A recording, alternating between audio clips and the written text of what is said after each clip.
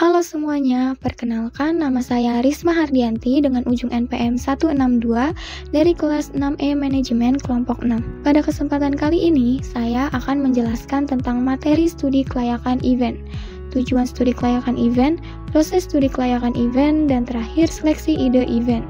Langsung saja pada materi yang pertama yaitu definisi studi kelayakan event.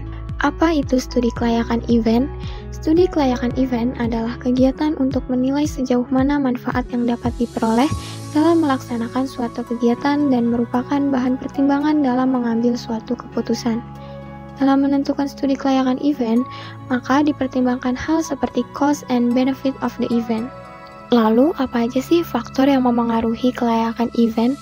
Dalam penyelenggaraan event, terdapat sejumlah faktor yang menjadi kunci apakah event tersebut dapat dikatakan layak atau berhasil, yaitu pertama, konsep tema yang menarik, lokasi yang strategis, perencanaan dan organisasi yang matang, rangkaian acara yang menarik, pelayanan dan manajemen acara yang profesional. Karena setiap acara membutuhkan konsep dan tema yang menarik untuk mengikat para peserta. Dengan memilih konsep yang sesuai dengan tujuan acara dan pastikan mengimplementasikan tema ke setiap rangkaian acara. Lalu, memilih lokasi yang tepat dan sesuai dengan tema acara sangatlah penting. Pastikan lokasi memiliki fasilitas yang memadai dan cocok dengan jumlah peserta. Lalu, rencana yang matang, termasuk pengaturan waktu dan tugas juga sangatlah penting untuk menjaga kelancaran acara. Selanjutnya, rangkaian acara yang menarik, salah satunya adalah hiburan, adalah salah satu faktor penentu dalam kesuksesan sebuah acara. Dan yang terakhir, pastikan tim penyelenggara acara terlatih dengan baik dalam menangani segala macam situasi dan memastikan kepuasan para peserta acara menjadi prioritas utama. Dalam studi kelayakan event memiliki beberapa tujuan utama yang penting untuk memastikan keberhasilan dan efektivitas penyelenggaraan suatu acara. Tujuan-tujuan tersebut yaitu untuk menilai kelayakan event, mengidentifikasi resiko, menganalisis pasar, menentukan kebutuhan modal, mendukung pengambilan keputusan, dan memperkirakan dampak sosial dan juga ekonomi. Menilai kelayakan event bertujuan untuk mengevaluasi apakah event layak dilaksanakan berdasarkan pasar, biaya, dan sumber daya. Lalu, mengidentifikasi resiko bertujuan untuk menganalisis potensi hambatan dan strategi pengurangan dampak negatif. Menganalisis pasar bertujuan untuk menilai kebutuhan, preferensi audiens, dan potensi pertumbuhan. Sedangkan, menentukan kebutuhan modal bertujuan untuk menghitung dana yang diperlukan untuk lokasi, peralatan, dan juga promosi. Lalu, mendukung pengambilan keputusan bertujuan untuk memberikan informasi strategis terkait lokasi, waktu, dan pemasaran yang akan dipilih.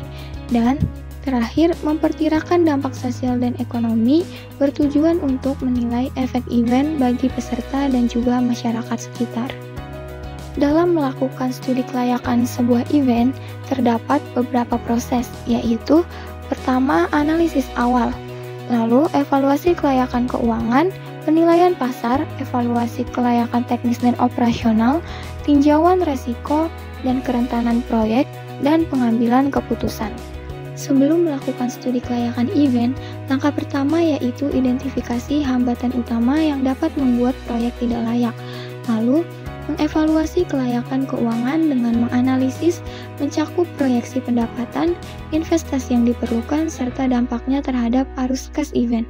Biasanya dilakukan analisis biaya manfaat untuk memastikan proyek layak secara finansial.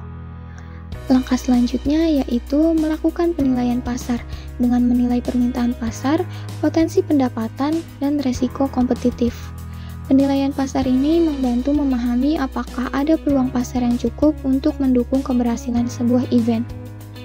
Lalu, langkah selanjutnya adalah menilai apakah organisasi memiliki sumber daya yang mencakup tenaga kerja, peralatan, dan juga keahlian yang cukup untuk menjalankan sebuah event, termasuk pertimbangan aspek hukum yang mungkin mempengaruhi pelaksanaan event. Lalu langkah selanjutnya yaitu tinjauan resiko dan kerentanan proyek dengan mengevaluasi resiko yang mungkin terlalu besar. Jika ada potensi masalah besar, perlu disiapkan rencana darurat.